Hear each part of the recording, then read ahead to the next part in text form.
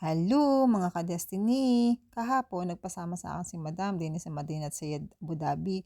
Pagkarating namin, itinanong niya ako kung gusto ko daw magpa-BP at magpatingin ng sugar. Eh di ako'y sumigay. Oh, yan. Awa ng Diyos na may kami normal parehas. Oh, tapos kami dumiretso na din sa binilhan niya ng mga habaya at para ipare-pare yung kanyang mga damit na malalaki.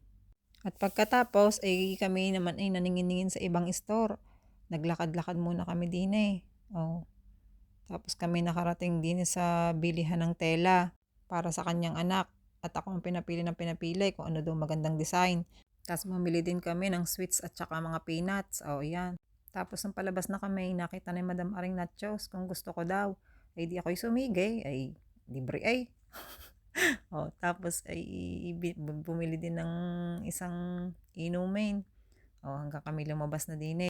Habang kami nag-aantay ng taxi, may nakita si Madam na pusa. Kaya ako pinabili muna niya din sa supermarket ng tuna. Oh, yan. Diga.